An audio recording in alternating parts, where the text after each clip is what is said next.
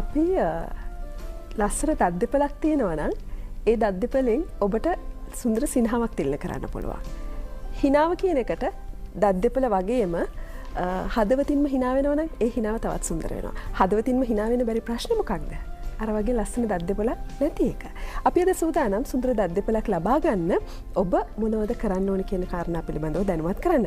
අද අපිත් එක්ක සම්බන්ධ වෙනවා ලංකා රෝහලේ දන්ත ශල්‍ය වෛද්‍ය අසංක සේනානායක වෛද්‍යතුමා ආයුබෝවන් කියලා නුගසන්ට පිළිගන්නවා. වෛද්‍යතුමනි අපි මුලින්ම කතා කරමු. දත් වලින් මොකක්ද ඇත්තටම සිද්ධ වෙන කාර්යභාරය? ඔව්. ඇත්තම කියනවා නම් අපේ දත් වල වැදගත්කම් ගැන කතා කරනවා නම් අපේ දත් වලින් තමයි ප්‍රධාන වශයෙන් අපි එදිනෙදා ජීවිතේ අපි උදේ ඉඳන් හවස වෙනකම්ම ආහාර ගන්නවා. මේ ආහාර ගද්දී අපි ආහාර කඩා ගන්න ඕනේ, ආහාර ඉරා ගන්න ඕනේ, ආහාර කඩාගෙන ආහාර අඹර ගැනීමේ කාර්ය කරන නම් අපිට දත් ඉතා වැදගත් වෙනවා. ඊට අමතරව අපිට දත් වැදගත් වෙනවා අපිට අපි කතා කරද්දී කතා කරන සවුන්ඩ්ස් ශබ්ද එළියට ඇහෙන්න. ඊට අමතරව අපිට දත් වලින් තවත් වැදගත් කාර්යයක් කරනවා. අපි දත් වලින් තමයි ඇත්තටම මුණ තියෙන ලස්සන, මුණ තියෙන හැඩතල, මුණ තියෙන සිනහව, ලස්සන සිනහවක රහස ඇත්තටම දත්. මේ වගේ වැදගත්කම් තමයි දත් වලින් ඇත්තටම ප්‍රධාන වශයෙන් තියෙන්නේ. දැන් මෙතනදී දත් මේ තරම් කාර්යභාරයක් කරද්දී දත් අහිමි වෙන අවස්ථා තිබෙනවා. විවිධ ගැටලු නිසා කෙනෙකුට දත් අහිමි වෙන්න පුළුවන්. එතකොට දත් අහිමි වුණාට පස්සේ එක දතක් හෝ දත් කිහිපයක් අහිමි වුණාට පස්සේ ඇති වෙන ගැටලු මොනවද? අපි ඉස්සෙල්ලා කතා කරා දත්වල වැදගත්කම් මොනවද කියලා. දතක් හරි කීපයක් හරි අහිමි වුණාම අපිට ඇත්තටම මේ ඉදිරි ඉස්සරහ අපි කතා කරපු අර වැදගත්කම් එකක් හරි කීපයක් හරි නැති වෙලා යන්න පුළුවන්.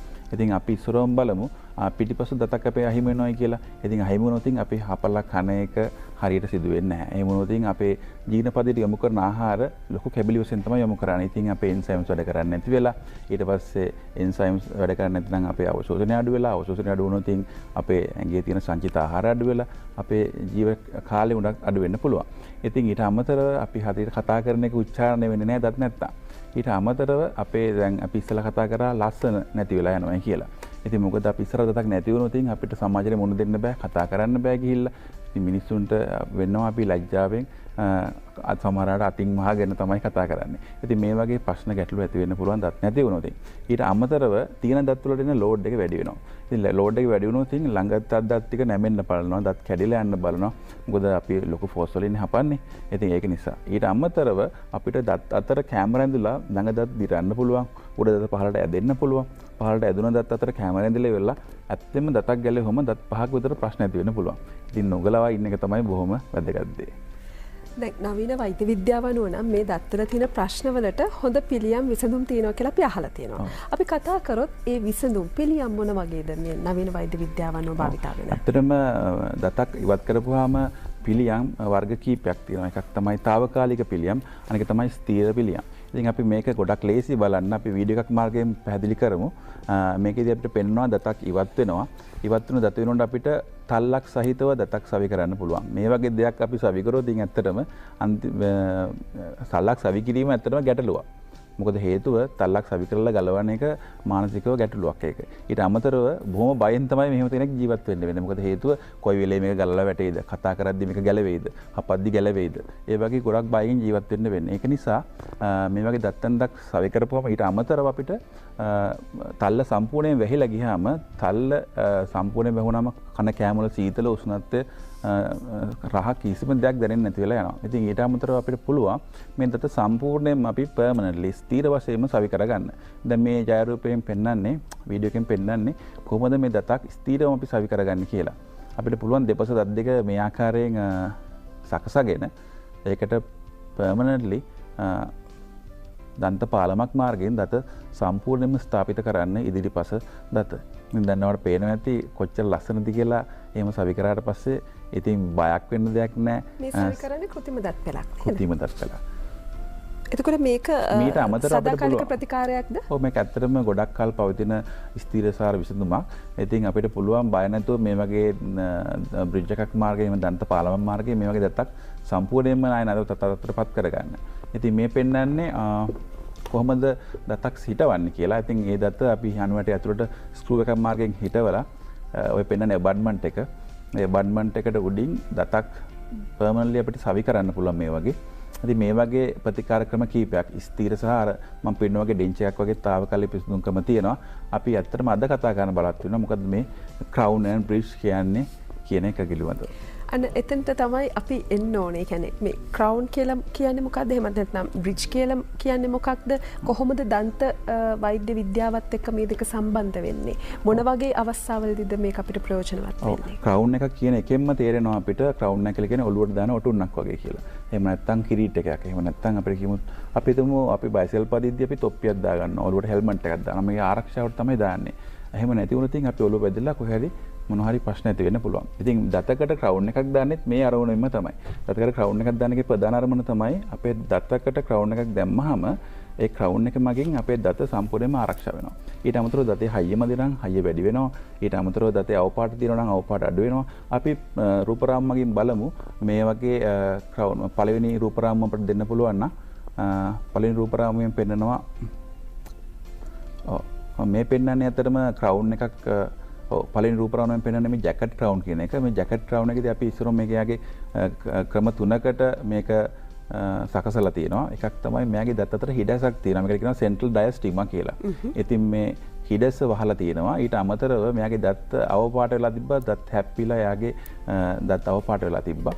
ඊට අමතරව මෙයාගේ දත් විකෘති වෙලා. ඒ කියන්නේ දත් රෙගියුලර් නැහැ. හරියට නැහැ. කෙලින් නැහැ. එළියට පැනලා වගේ තියෙනවා. ඒ තුනම අපි සකසලා තියෙනවා පහළ ඡායාරූපයෙන් පෙන්වන්නේ.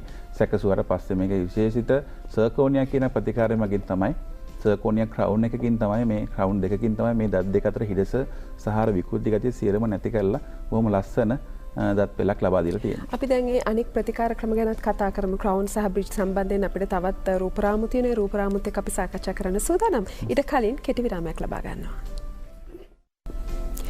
දත් දෙපළක ඇති වැදගත්කම ගැන කතා කරනකොට අපි අවසාන වශයෙන් අපේ කතාව නැවතුනේ ක්‍රවුන් සහ බ්‍රිජ් කියන මේ නවීන වෛද්‍ය ක්‍රම භාවිතා වෙන්නේ මොන වගේ අවස්ථාවලදීද මොන ආකාරයෙන්ද කියලා අපිට රූපරාමු ඇසුරින් මම හිතන්නේ ඊළඟ කොටස කතා කරන්න පුළුවන් වෛද්‍යතුමනි.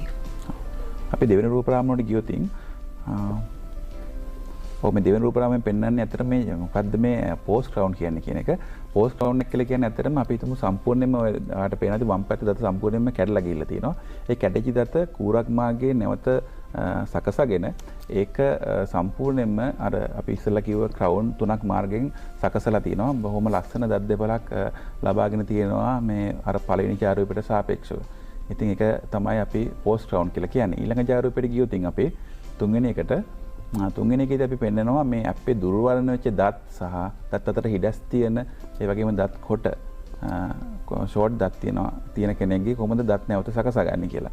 දෙවෙනි ඡායාරූපයෙන් පෙන්නනවා අපි දත් සකසගෙන තියෙනවා. ඊට අමතරව තුන්වෙනි ඡායාරූපයෙන් පෙන්නනවා අපිට මේ ට්‍රීට්මන්ට් එකෙන් පස්සේ සර්කෝනියා විනයරින් වලින් පස්සේ කොහොමද දත් දෙපළ දිස් වෙන්නේ කියලා. ඇත්තටම මෙයාගේ අර තිබ්බ දුර්වර්ණ ගතිය, දත් අතර හිඩැස්, දත් අතර දත්වල තියෙන කොට ගතිය ක්‍රවුන් එක ඉලොන්ගේට් කරලා, ඒ කියන්නේ විශාල කරලා નિયમિત ලස්සනට මේ අපේ ලස්සන දත් දෙපළක් ලබා දීලා තියෙනවා.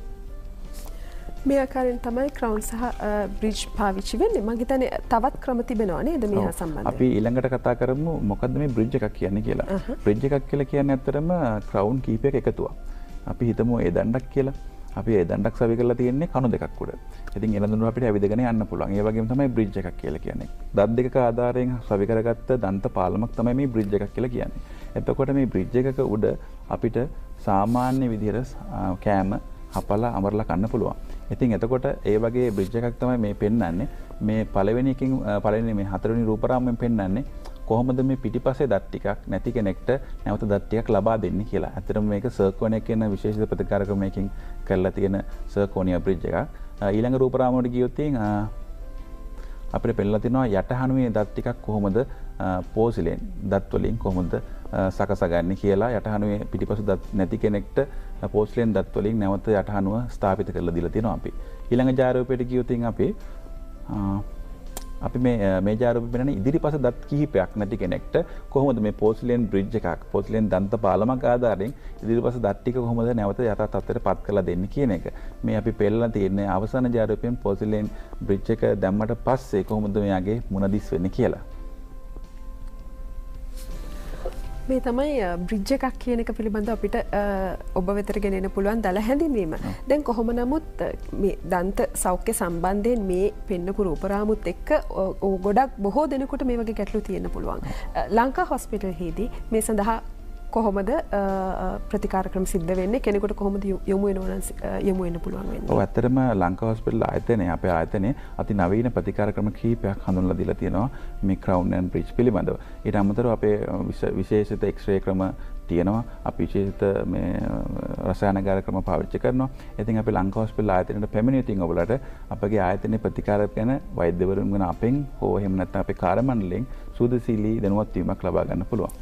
ඒ වගේම තමයි වෛද්‍යතුමනි දැන් මේ දන්ත මේ වගේ ප්‍රතිකර්ම සඳහා ඇතැම් අයට වසරක් දෙකක් වගේ කාලයක් ගත වෙනවා දත් ප්‍රකෘති තත්ත්වයට පත් කරන්න. ඒ මොන වගේ අවස්ථාවලදීද? එහෙම අවස්ථාවල් වෙනවා. ඇත්තටම දත් විකෘති වෙලා තියෙන අයගේ.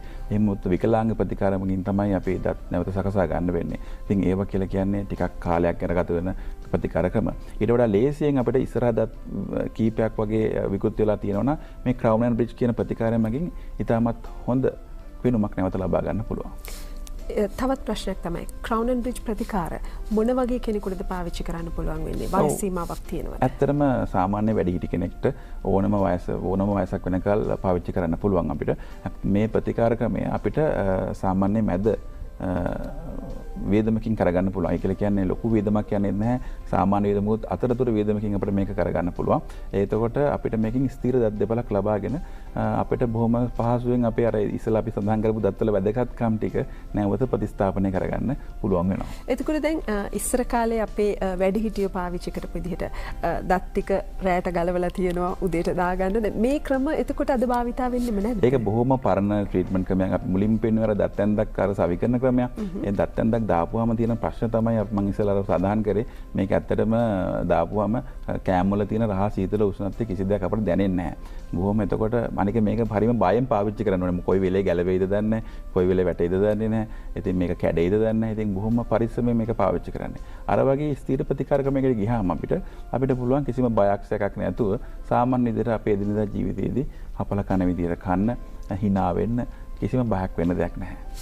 හොඳයි මේ කියපු ප්‍රතිකාර ක්‍රම සම්බන්ධයෙන් ඔබට වැඩිදුර යමක් දැනගන්නට අවශ්‍ය නම් මම රෝහලේ දුරකථන අංකය ඔබට සඳහන් කරන්න. අද දවසේදී මේ අපි කතා කරපු ප්‍රතිකාර සම්බන්ධයෙන් ඔබ දැනුවත් කරන්නට බදදා නුගසවනත් එක්ක සම්බන්ධ වුණේ වෛද්‍ය අසංක සේනානායක දන්ත ශල්‍ය වෛද්‍ය අසංක සේනානායක වෛද්‍යතුමා. වෛද්‍යතුමනි ඔබට බෙහෙවින්ම ස්තුතිවන්ත වෙනවා. තවත් දවසක නුගසවනේදී හමු වෙමු. ආයුබෝවන්.